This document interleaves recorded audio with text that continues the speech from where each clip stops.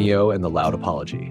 Neo the yellow cat loved racing around the living room. He zoomed over pillows, he bounced off beanbags, he skidded across the rug like a tiny thunderstorm in a red scarf. One afternoon, as the sun blinked through the curtains, Neo spotted Mia's favorite toy, a tiny wooden giraffe standing tall on the shelf. "I'll race around it," Neo whispered. Careful and fast like a ninja cat. He crouched. He wiggled.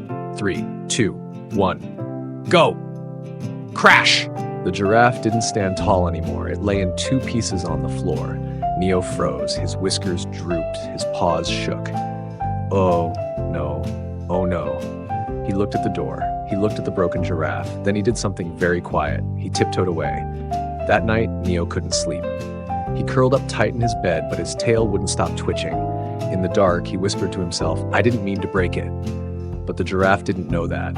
And Mia didn't either. The next morning, Mia walked into the living room. She gasped. "Mr. Giraffe?" Her voice cracked like a dropped teacup. Neo peeked from behind a cushion. Mia sat on the floor holding the broken toy. She didn't cry, but she looked so small. Neo's tummy felt twisty. Later, he followed her into the backyard. She sat under the tree, hugging her knees. Neo sat nearby, quiet, still. Then he stood up, walked over, sat in front of her. "I did it," he said softly. "I broke Mr. Giraffe."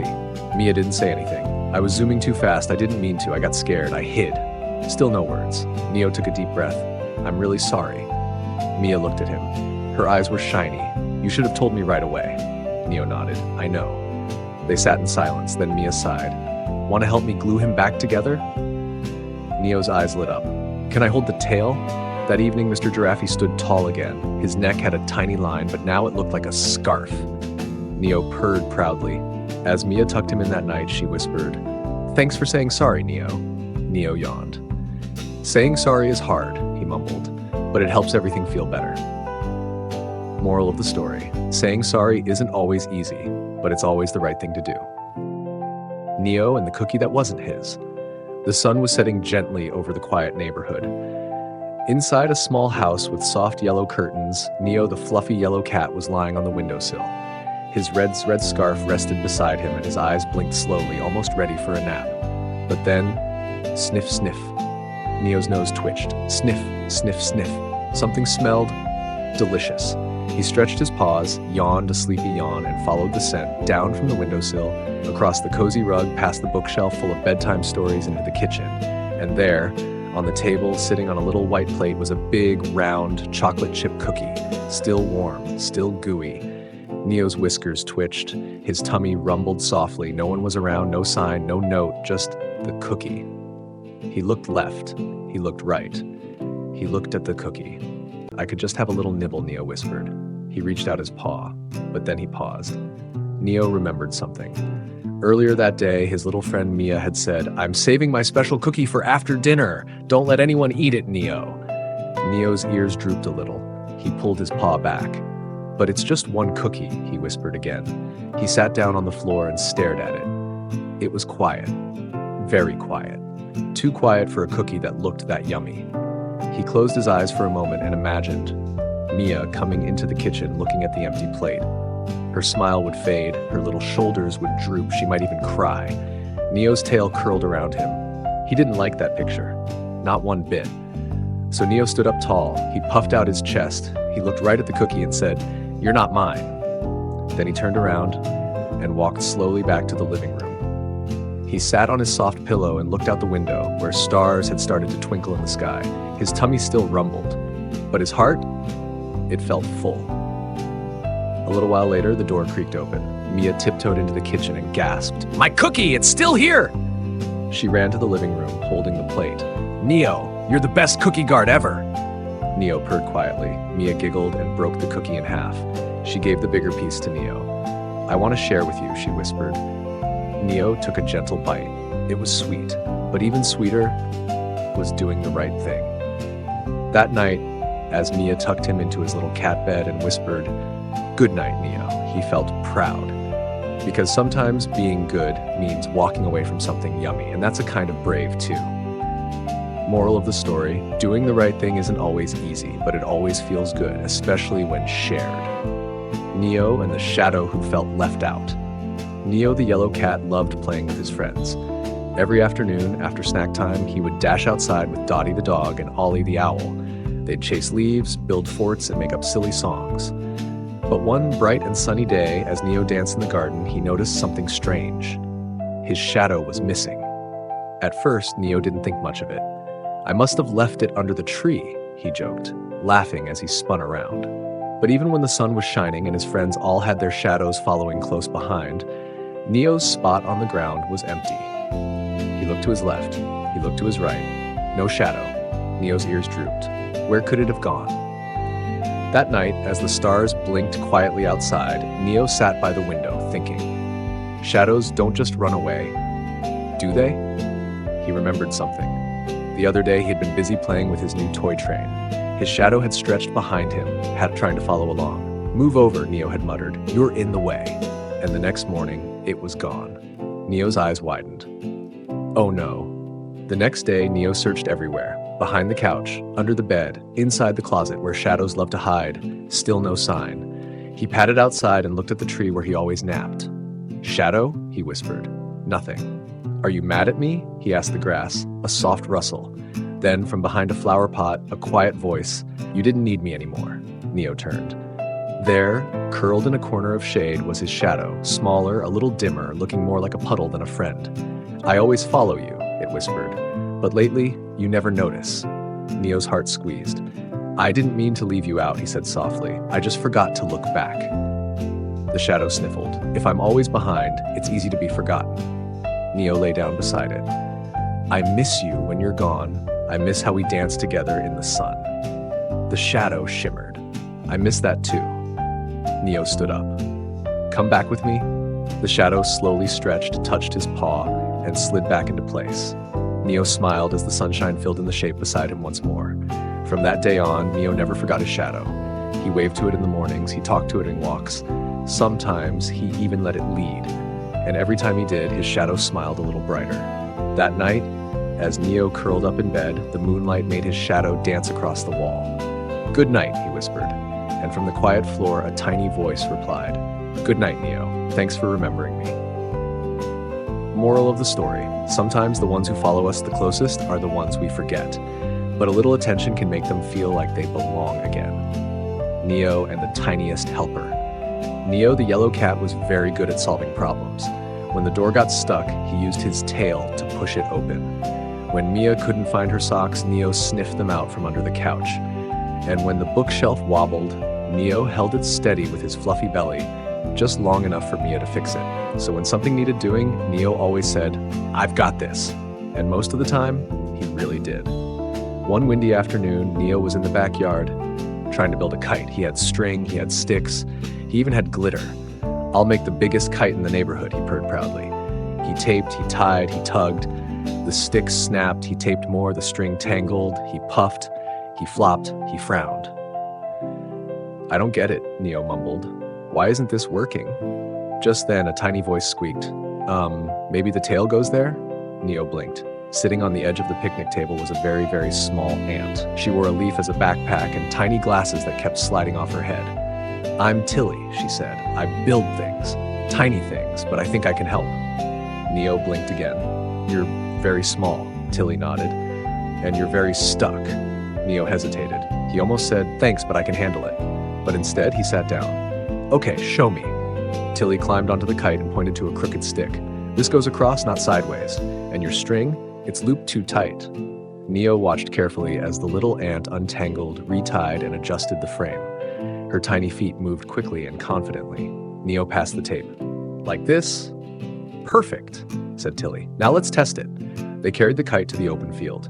Neo held the string. Tilly gave a thumbs up, or at least what looked like one with a leg. "Ready, set, run!" Neo ran. The wind caught the kite. It soared, glittering in the sky like a flying star. Neo gasped. "It's flying! It's beautiful!" squeaked Tilly, hanging onto his scarf. They watched it dance in the wind. Later, as the sun dipped low, Neo and Tilly lay on the grass, watching the clouds float by. "You're amazing," Neo said. Tilly blushed. "Just a tiny helper." Neo smiled. Tiny things can make a big difference. That night, as the stars peeked out and Mia tucked Neo into bed, he thought about the little ant with the big ideas. And he whispered into the dark, "Next time something's tricky, I'll remember to ask." Outside the window, the kite twirled gently on the porch, a tiny leaf tied to its tail, a thank you from the tiniest helper. Moral of the story: big hearts don't always come in big sizes. Even the smallest voice can carry the wisest ideas if we stop and listen. The next morning, Neo and the storm of words. One blustery afternoon, the clouds above the house turned gray. The wind whooshed past the windows and the trees waved their branches like they were trying to warn someone. Inside, Neo the yellow cat sat on the rug with Dottie the dog, building a tower of pillows. "I bet I can make it taller," said Neo, stacking one more pillow. "I bet I can jump higher," barked Dottie. "Cannot," Neo snapped, puffing out his chest. Dottie wagged her tail. "Wanna see?" She leapt up and boom! The tower crashed. Pillows flew everywhere. The last one landed right on Neo's head. His tail twitched, his ears folded back. "Dottie!" Neo shouted, louder than he meant to. "You're so clumsy." Dottie's tail stopped wagging. "I was just playing," she said softly. "Well, now it's ruined," Neo muttered. Dottie turned and walked away. She didn't bark, she didn't argue, she just left. Neo sat alone in a mountain of pillows. The wind outside howled louder, like it was echoing the storm in his chest. Later that evening, Neo went to the window. Raindrops tapped gently on the glass. He thought about what he had said. "You're so clumsy." He didn't mean to hurt her, but maybe he had. The next morning, Neo went looking for Dottie. She was curled up under the porch swing, facing away. Neo sat beside her and was quiet for a long time. Then he said softly, "I'm sorry." Dottie didn't move. "I was upset, but I shouldn't have said that." He looked down. "Sometimes my words come out fast, like thunder." Still nothing, so Neo added, "But I really do like playing with you. You're fun and fast, and you make me laugh." Dottie blinked. "Even when I knock down your pillows?" Neo smiled. "Especially then." Dottie's tail wagged just a little. That afternoon, they built another pillow tower. This time, Dottie knocked it over on purpose, and Neo laughed. That night, as the stars shimmered and the wind finally calmed, Neo whispered into the darkness. Words can be loud like storms or soft like blankets. Then he closed his eyes and dreamed of pillow forts and gentle winds. Moral of the story: words can hurt like thunder or heal like sunshine. Choose them with care and use them with love. Neo and the toy that wasn't new. It was a rainy morning, and Neo the yellow cat sat by the window, watching droplets race each other down the glass. Inside the house, everything felt a little quiet, a little slow. Neo sighed. He had played with every toy in his basket. Twice, he'd stacked his blocks, bounced his rubber ball, even rolled around with his favorite squeaky fish. But nothing felt exciting anymore. "I wish I had something new," Neo mumbled. Mia came into the room with a shiny blue box in her hands. Neo's eyes lit up. "A new toy?" But Mia shook her head. "This is for my cousin's birthday." Neo's tail drooped. "Oh." He glanced at his old toys, scuffed, faded, with tiny chew marks and worn-out squeakers. "They're boring now," he muttered. That afternoon, while Mia was busy drawing, Neo wandered into the attic. Dust danced in the sunlight like tiny fairies. Old boxes lined the walls. He poked his head into one labeled "baby stuff." And there, under a soft blanket, was a small stuffed turtle. Its green color had faded and one of its button eyes was a little loose. But when Neo picked it up, it smelled like lullabies and warm hugs. He carried it downstairs. "Where'd you find that?" Mia asked, looking up. Neo placed the turtle gently on the couch. "That was my very first toy," Mia said with a smile. "I named him Pickles." Neo looked closer. Pickles had a tiny patch on his belly and a wobbly smile stitched on crooked. But he looked happy, loved, special. That night, Neo curled up with Pickles beside him. He didn't squeak, he didn't bounce, but Neo held him close and whispered, "You've been through so many naps and hugs." The old turtle said nothing, but somehow Neo felt comforted. The next morning, Neo looked at his toys again. The scuffed ball, that had rolled with him through muddy adventures. The fish with the missing fin, it had made him laugh during storms. Even the stuffed bee with no wings, he'd hugged it on his very first night in the house. They weren't boring, they were full of stories. Later, Mia gave Neo a ribbon. He tied it around Pickles' neck and placed him in the toy basket, right on top. "Old doesn't mean forgotten," Neo whispered. "Sometimes it means favorite." That night, with all toys around him, Neo fell asleep smiling. Because what he had was enough. Moral of the story: we don't need new things to feel joy. Sometimes the things we already have are filled with the best memories of all. Neo and the race he let someone win. The day was bright and breezy, perfect for running. Neo the yellow cat stood at the starting line, his red scarf fluttering like a flag.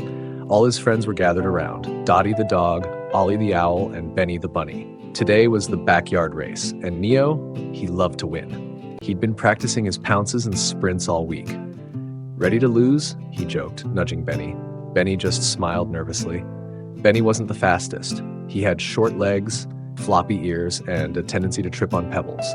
But today he wore a little headband and a hopeful grin. "This time," Benny whispered, "I might make it all the way." Mia raised her hand. "Ready, set, go." Everyone dashed off. Neo leapt ahead. Dottie barked excitedly behind him. Ollie flew above, cheering, and Benny started slowly, bouncing with careful hops. Neo reached the halfway point first. His paws barely touched the ground. He could already imagine the prize, a shiny gold button that said, "Fastest Friend." He looked back. Benny was far behind, huffing and puffing, his ears flopping in every direction. Neo smiled, but then he noticed something. Benny wasn't racing to win. He was racing to finish. His eyes were focused, his little legs pushed with all their might. Neo slowed down, just a little. He thought about how good it felt to win, but then he thought about how good Benny would feel, just crossing the line. At the final corner, Neo had a choice. He could zip ahead and grab that button, or he could let Benny win, just this once. Neo stopped. He waited at the edge of the finish line. Benny came bouncing up, his chest heaving, his face surprised. "You're not finished?" Neo smiled. "I wanted to see you cross first." Benny blinked. Then, with one last hop, he stepped over the line. Everyone clapped and cheered. Even Ollie did a little loop-de-loop in the sky. Mia pinned the shiny gold button onto Benny's headband. "You did it," she beamed. Benny looked at Neo. "You let me win." Neo shrugged. "Maybe, but you earned it." That night, as the stars blinked above, Benny curled up beside Neo. "You could have won, you know." Neo yawned. "Sometimes," he said sleepily, "the best prize is making someone else smile." Benny's ears twitched. "I think you're the fastest and the kindest," Neo purred softly, and together, they drifted into a dream where no one came last and everyone cheered for each other. Moral of the story: winning feels good, but helping someone else feel proud? That's a different kind of victory. Neo and the light he found inside. The sky was darker than usual. Clouds covered the stars, the moon stayed hidden, and Neo the yellow cat stood at the edge of the forest holding a tiny lantern in his paw. "I think I'm brave," he whispered, "but what if I'm not?"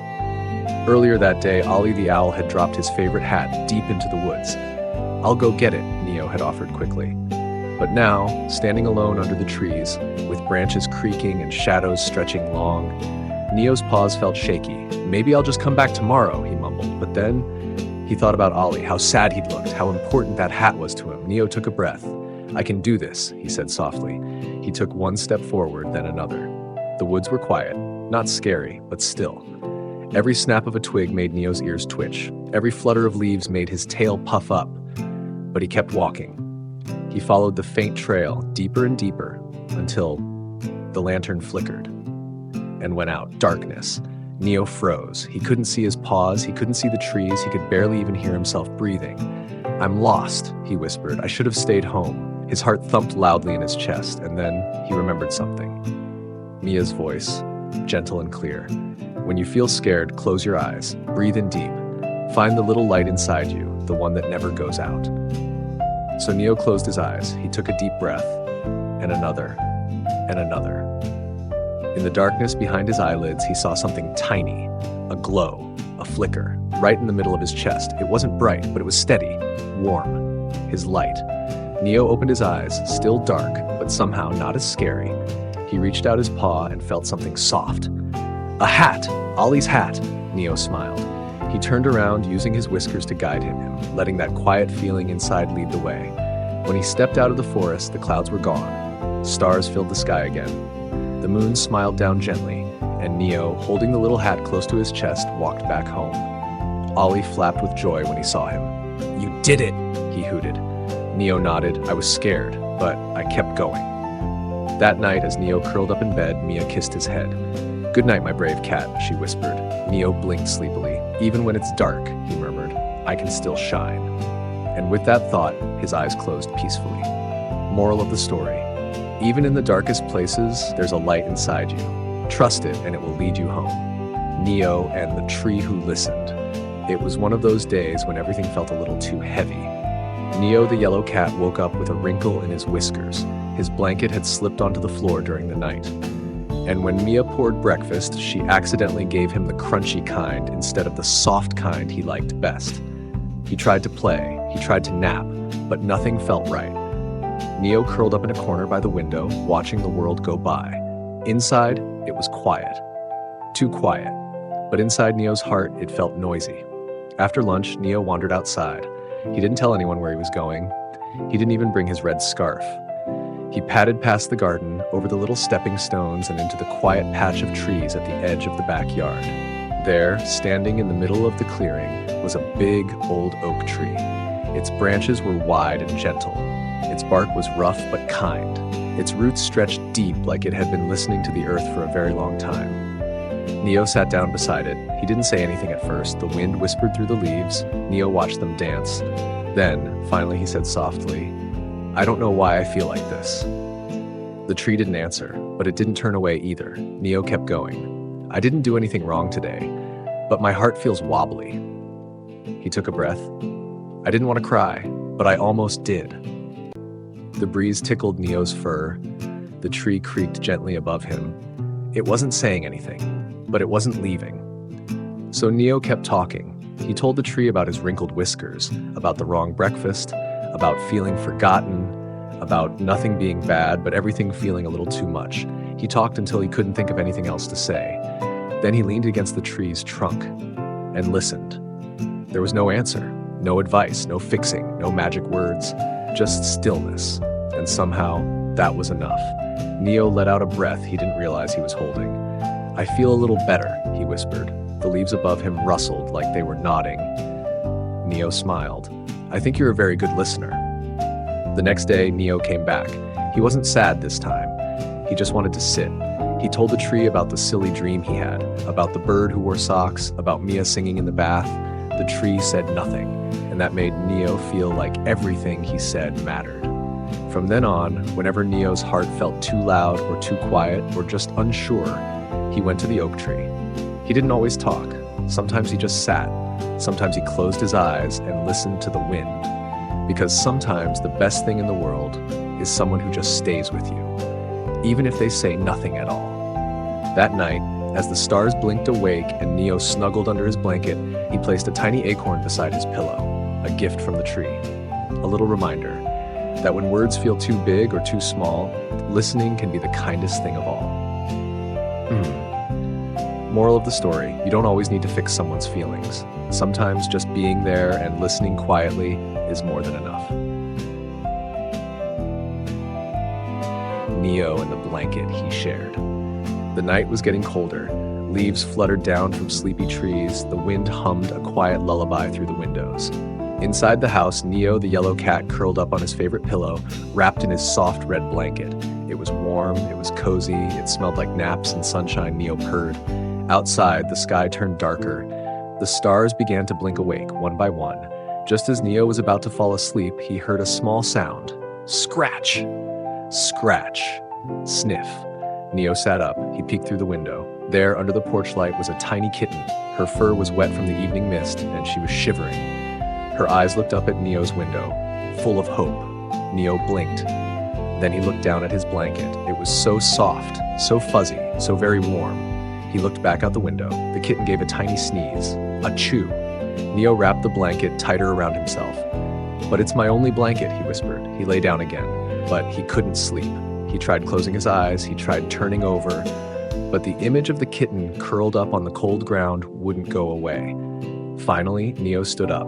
He picked up his blanket and tiptoed through the house. He unlocked the door gently and stepped into the night. The kitten looked up, startled. Neo walked over and sat beside her. "Hi," he said softly. "I brought something." He wrapped half of the blanket around her. The kitten blinked. Then slowly, she snuggled into the warmth. They sat side by side, two little dots of yellow under the moonlight, sharing one blanket. After a while, the kitten leaned against Neo's shoulder. "Thank you," she whispered. Neo smiled sleepily.